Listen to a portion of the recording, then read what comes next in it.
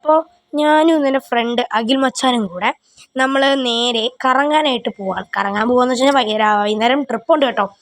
ചെറുതായിട്ടൊരു കറക്കം അത്രേ ഉള്ളൂ. അങ്ങനെ പോവുകയാണ്. ഇനിയിപ്പോൾ രാത്രി ഒരു ട്രിപ്പുണ്ട് കേട്ടോ. ആ രാത്രിയാണ് നമുക്കിനി പണി വരുന്നത്. രാത്രി ട്രിപ്പുണ്ട്. അപ്പം അതൊരു വലിയ ട്രിപ്പ് തന്നെയാണ്. സ്ട്രേഞ്ചേഴ്സ് ട്രിപ്പാണ് വരുന്നത്.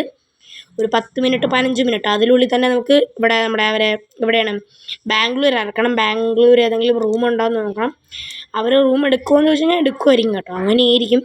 ഇനിയിപ്പോൾ രാത്രി ട്രിപ്പ് വരട്ടെ കേട്ടോ. ഓക്കേ. അപ്പോൾ പക്ഷേ അങ്ങനെ രാത്രി ആയിട്ടുണ്ട് കേട്ടോ. അപ്പോൾ നമുക്ക് ട്രിപ്പ് കിട്ടിയ സ്ഥലം എന്ന് പറയുന്നത് സ്ട്രേഞ്ചേഴ്സ് ട്രിപ്പാണെന്ന് ഞാൻ പറഞ്ഞായിരുന്നല്ലോ. അപ്പോൾ ട്രിപ്പ് കിട്ടി നമ്മൾ രാത്രി ഫുൾ കംപ്ലീറ്റ് കറങ്ങി അടിപൊളിയായിരുന്നു കേട്ടോ. നമ്മൾ ഒരുപാട് പാട്ടും വൈബൊക്കെ ഇട്ട് അടിച്ച് പൊളിച്ചു. ഇനി നമ്മളല്ല വൈബടിയാളെ, ഇവന്മാരാണ് വൈബടിയാളെ. നമ്മൾ 4 പേരുണ്ട് കേട്ടോ നമ്മുടെ ക്യാബിനിൽ. അതായത് അഖിൽ മച്ചാൻ, നെവിൻ മച്ചാൻ, കെവിൻ മച്ചാൻ, രോഹിത് മച്ചാൻ, ഇവ ഇത്രയും പേരാണ് ഉള്ളത്. നമ്മളെല്ലാവരും കൂടെ അടിച്ച് പൊളിക്കാനായിട്ട് പോകണം. മാറിയിരിക്കുമ്പോൾ ചേച്ചി കൈസ് അത് മോളല്ലേ, ചേച്ചിയല്ലല്ലോ. ഓക്കെ മോളെ. ഓക്കെ. അപ്പോൾ കൈസ് നമ്മളിപ്പോൾ നേരെ വണ്ടി എടുത്ത് അങ്ങോട്ട് പോവുകയാണ്.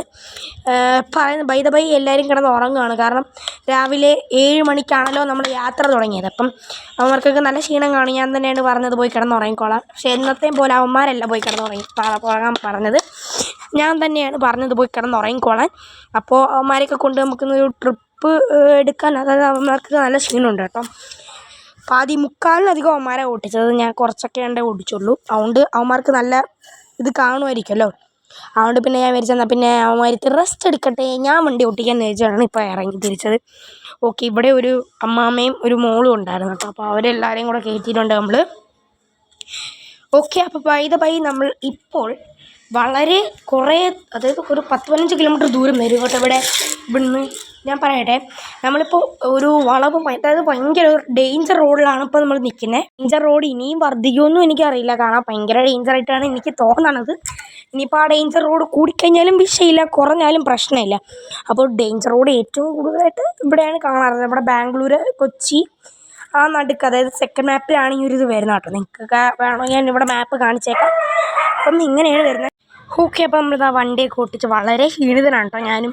പക്ഷേ അവന്മാരോട് എത്തിപ്പോയി കിടന്ന് ഉറങ്ങണമെന്നുണ്ട്. പക്ഷേ ഈ ട്രിപ്പ് കഴിഞ്ഞ് നമുക്ക് വണ്ടി സൈഡിലോട്ടാം. ഇന്ന് നൈറ്റ് ട്രിപ്പൊന്നും വേണ്ടെന്ന് പറഞ്ഞിരിക്കുകയായിരുന്നു. നമുക്ക് 1 ഡേ ഫുള്ളൊന്ന് കറങ്ങാമെന്ന് വിചാരിച്ചാണ്. പക്ഷേ പെട്ടെന്നാണ് ഒരു സ്ട്രേഞ്ചേഴ്സ് ട്രിപ്പ് അർജൻറ്റായിട്ട് വേണമെന്ന് പറഞ്ഞു. കാരണം ഇതെല്ലാവരും ഒരു സ്കൂൾ ട്രിപ്പ് ആണോയെന്ന് ചോദിച്ചു കഴിഞ്ഞാൽ അല്ല, ആണോ എന്ന് ചോദിച്ചേ എന്തൊക്കെയാണ് ഞാൻ പറയണേ. ഒരു സ്കൂൾ ട്രിപ്പാണ്. പക്ഷേ ഇവർ സ്കൂൾ ട്രിപ്പ് പോലെ അല്ല എനിക്ക് തോന്നണം. കാരണം അമ്മൂമ്മമാരും അപ്പൂപ്പന്മാരൊക്കെയാണ് കയറണേ. പക്ഷേ ഏതുകൊണ്ട് ഒരു സ്കൂൾ കുട്ടിയെ കയറുള്ളൂ. കാരണം എനിക്ക് തോന്നുന്നു പേരൻസിനല്ലെങ്കിൽ അമ്മമ്മമാർക്കായാലും ആർക്കായെങ്കിലുമൊക്കെ വരാമെന്ന് തോന്നണം. അങ്ങനെയായിരിക്കും.